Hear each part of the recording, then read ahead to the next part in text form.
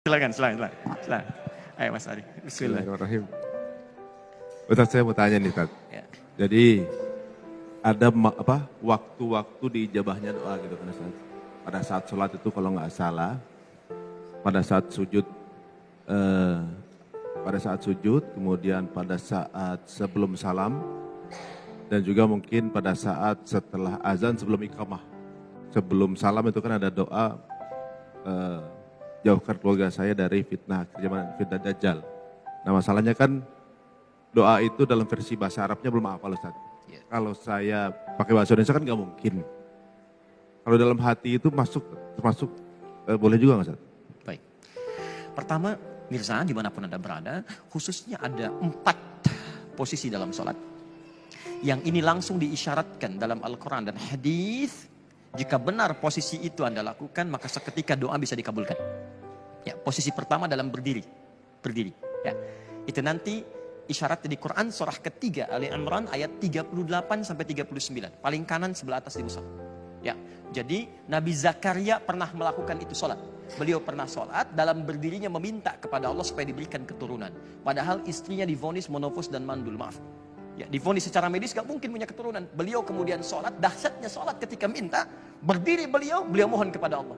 Hunalika da'a Zakaria rabbah, qala rabbi habli min ladunka dzurriyyatan thayyibah. Ya, Nabi Zakaria katakan, ya Allah, orang mengatakan aku gak mungkin punya keturunan. Aku hanya minta darimu yang tidak punya batas dalam kemungkinan. Begitu dikatakan innaka sami'ud du'a, engkau pasti mendengar doa hamba, maka turun jawaban ayat 39. Fanadatul malaikatu wa huwa qa'imun yusalli fil mihrab. Maka turun malaikat sedangkan beliau masih berdiri dalam salatnya. Annallaha yubashshiruka bi Yahya. Allah kasih kabar gembira, Anda akan punya anak. Namanya langsung dari Allah Yahya. Baik ya, jadi posisi berdiri. Dijawab kemudian di Quran surah kedua untuk umatnya Nabi Muhammad. Quran surah kedua ayat 45 sampai 46. Ya, kata Allah, wasta'inu bisabri wassalah. Kalau punya masalah, wasta'inu, minta pada saya. Kalau kita mau minta, robah kalimatnya menjadi nasta'in. Wasta'inu, minta. Saya minta, asta'in. Kami minta ya Allah, nasta'in. Kepadamu kami minta, iyyaka nasta'in. Kapan Anda baca kalimat iyyaka nasta'in dalam salat?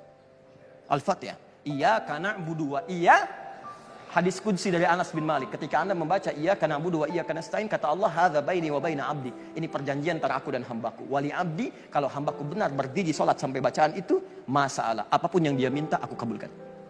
Kalau Anda pada saat itu minta dikabulkan, mau minta apa? Pikirin dulu, nanti saya jawab lagi. Nah, kemudian ruku dan sujud. Ruku sujud ada di Quran surah ke-48 ayat 29. Paling kanan agak ke bawah. Quran surah ke-48 ayat 29. Ya, saya agak cepat. Muhammadur Rasulullah walladzina ma'ahu asyidda'u 'alal kuffar ruhama'u bainahum tarahum ruk'an sujada yabtaguna fadlan minallahi wa ridwana.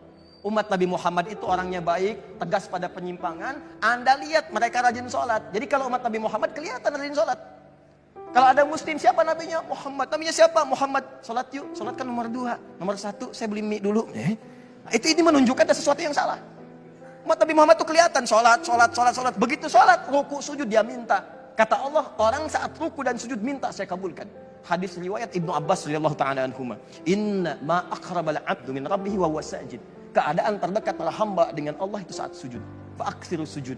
Atau dalam hadis lain, fa'aksiru doa. Maka perbanyak doa dalam sujud. Terakhir, sesaat sebelum salam itu dalam hadis Nabi SAW, silahkan bacakan doanya. Kalau tahu doa dari Nabi, Allahumma ja'al fil lisani nura, wa fi aini nura, wa fi basri nura, wa fi qalbi nura. Ya Allah, jadikan wajahku bercahaya, pandanganku ada cahaya, hatiku bercahaya, dan semua terbimbing pada kebaikan. Maka tanamkan cahaya dalam jiwaku yang tidak menjauh darimu. Anda bacakan lafadznya. Tapi kalau tidak paham, cukup Anda sampaikan dalam hati, tidak perlu dilafadzkan. Karena tidak boleh melafadzkan sesuatu dalam sholat di luar apa yang telah dicontohkan Nabi. Kita simpulkan bahwa di hari-hari Ramadan, siang dan malam, Allah memberikan satu jawaban dari setiap apa yang sering kemudian kita adukan. Ramadan adalah bulan untuk berdoa. Ramadan adalah bulan saat doa itu banyak diijabah, dijanjikan dijawab oleh Allah Subhanahu wa taala. Maka perbanyaklah sujud kepada Allah, perbanyak permintaan Anda, bangun malam-malam harinya dan mohonkan dengan khusyuk, dan mudah-mudahan mungkin saat inilah waktu terbaik untuk mengabulkan apa yang pernah Anda mintakan di masa-masa yang lalu.